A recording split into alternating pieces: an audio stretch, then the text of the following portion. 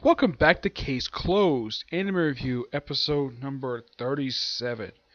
Now, I was originally going to do the first special for this episode, then the next episode review, next case goes and I realized, though, the special can wait. So for this one, I'm reviewing the 8th Case Closed film, Magician of the Silver Sky, released in 2003. Was it 2003, I think it was? No, it was 2004. Yep, this film has returned to the Kaito Kid. First time in a couple movies he's been seen. Yep. Pretty much there's about a couple different things happen in this movie. One we have where most of the characters are invited to this particular play because, well, the Kaito Kid threatened to steal this jewel and, well, the owner decides to hire Richard Moore to protect the jewel. Okay, so Conan, Rachel, Serena, the Geotech League, and Professor Gas all come along. See his play. Play goes up really well. The Kaito Kid, well, they have the Kaito Kid basically show up posing as Jimmy Kudo. Doesn't really go any place at all. I mean, he shows up quickly for like a couple scenes and then he just disappears. The film actually opens basically a little bit fast forward where Conan and the Kaito Kid are actually on the rooftop where the play is taking place. And then basically that's not there until about 20 minutes into the film.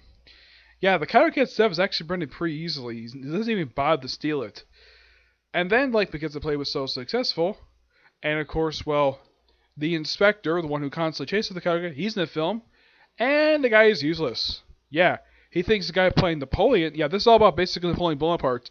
He thinks the guy playing Napoleon is the Kaito Kid, and nope, he's actually proved to be wrong. Oh yeah, and apparently him and Richard Moore get along okay. They literally break each other's hands while trying to squeeze who's basically much more better guy. After the play is successful, the whole gang, including of course Rachel's beautiful mother, Eri, which I still think though that Richard Moore is an idiot for basically ignoring this beautiful woman who's his wife and the mother of his only child. Yeah, they're invited to come along on the plane by the owner for an after party in their city. Okay. And of course, Richard Moore acts like his usual self, asking for a beer, though he's never seen drinking a beer this whole film, which is quite unusual for him. Usually, a lot of the time when you see him, the guy's usually drunk. Half the time when he's not investigating, he's just simply drunk. He's like he asks for a beer, and I don't think he ever gets it. Nope. He also asks he also has Jerry. That's Jerry. That's the name of the lead actress. Asking for an autograph. He forgot his pen. Lucky enough, her makeup artist basically, well, decided to give her pen to sign this particular piece of paper thing that Richard Moore decided to take. Also, there's a guy who claims to be her young lover, named Seichu, I think his name is. Let's see if I can find his name here.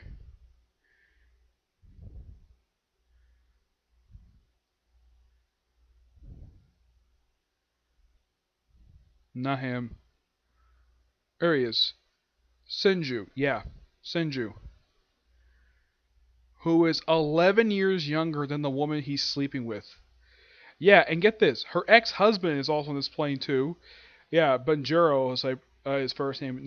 He's actually 3 years younger, which, okay, that makes more sense than dating a woman who's actually like 11, dating a guy who's 11 years younger.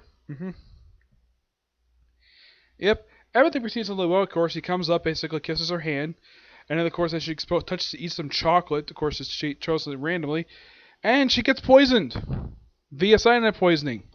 And of course Conan basically points out, yeah, almond smell, yep, cyanide poisoning, and pretty much the whole cast is suspected of basically killing her.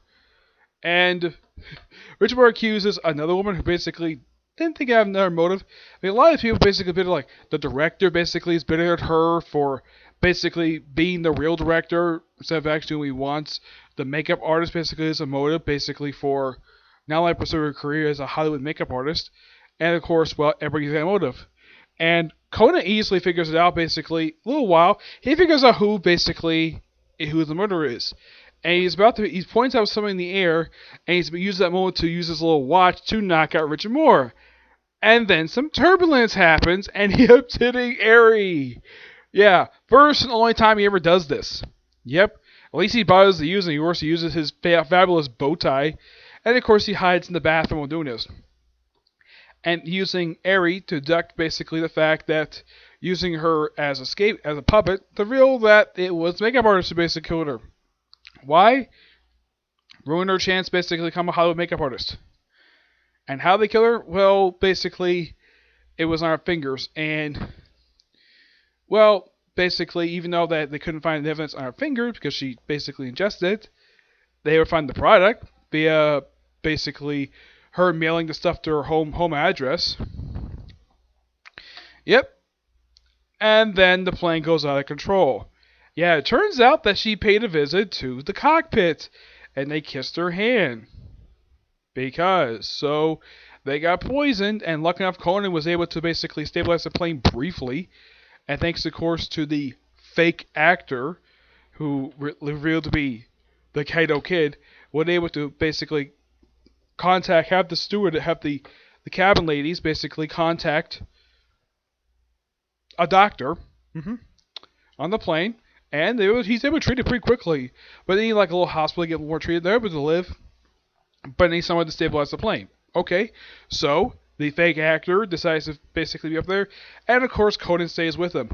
They're able to stabilize the plane for a little while, and then about to land. And of course, they're able to basically stabilize everything due to, well, yeah, this basically is a bunch of techno stuff involving planes after it's basically keeping the plane level, and the plane starts ascending.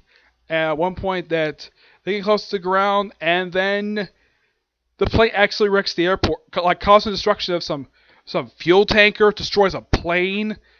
Let's see, that's also fueling. And also caused heavy damage to the control tower. Yeah, luckily enough, no one died during this. Maybe some injuries, but no one died. Thank God. The only person who died was the murder victim on the plane. And they couldn't land there, so they decided to land at this nearby pier. And just by sheer coincidence, the inspector is chasing a Kaito Kid, maybe a bogus one. Yeah, and of course the Kaito Kid basically gets to the plane by blowing the airlock. And of course, well, Conan has Serena basically sit in the co-pilot's chair just so they can stabilize the plane. Lucky enough, Conan has used Sichi's voice, Jimmy's voice, to basically have her confidence basically stabilize the plane. Also, prior to that, the guy also ordered that everybody on the second floor move down to downstairs, just so he can safely depressurize the cabin. Basically, Conan is the only one actually in the second floor. With a dead body. Dead body is never seen, despite the fact it's there on that same floor, and yet this is particularly a little weird. Like, despite the fact they confirmed the murder victim is, they apparently I don't know if they ever took the time to take down a dead body downstairs. Because, well, apparently Eri was still asleep. So my personal theory is that Richard carried his estranged wife downstairs, put her in a seat next to him, and basically kept her stable. Okay? Of course, he had no choice in the matter, but they don't show that, but that's what I think it implied happened. Either that or Agasa carried her down. The only two people I could think of who could have done it.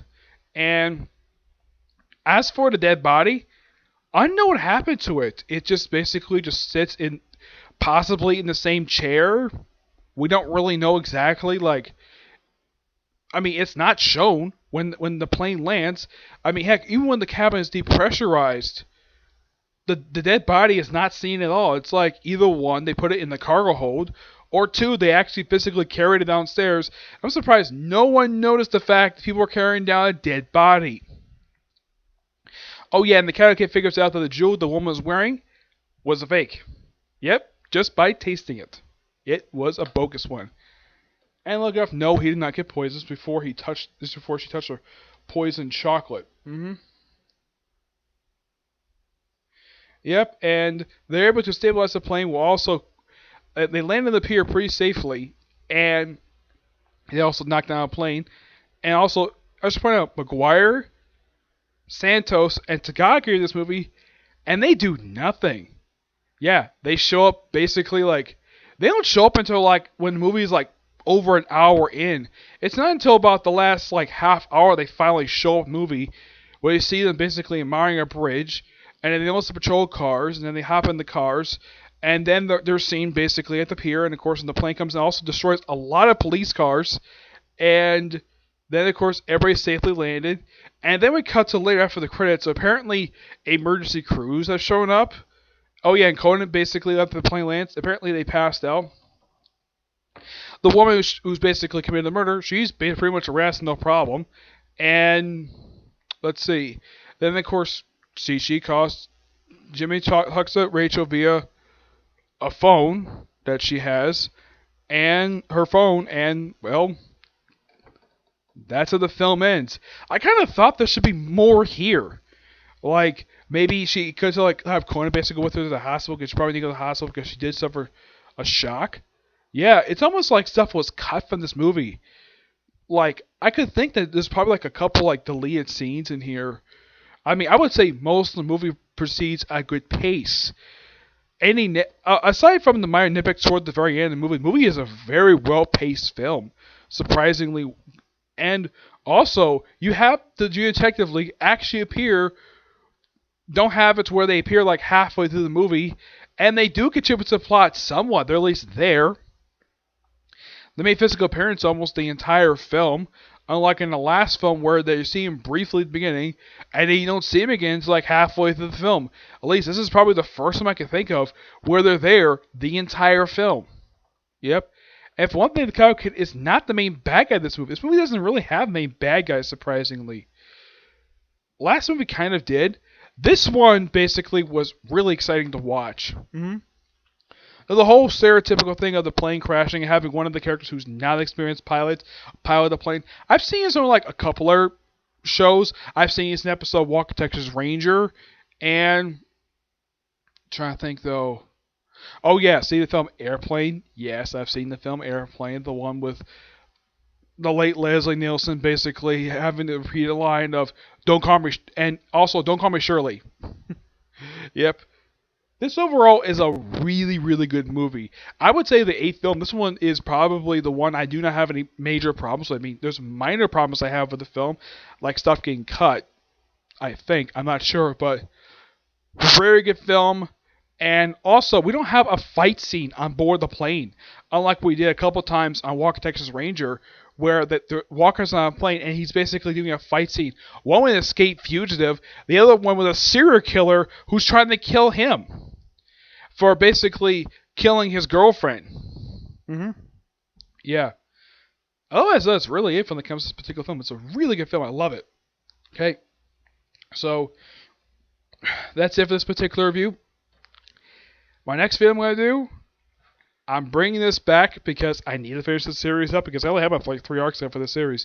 Yeah, I'm bringing back the Raidmaster Anime Review series, where basically it'll be my 8th video, and I'll be talking about the 3rd to last arc of the manga.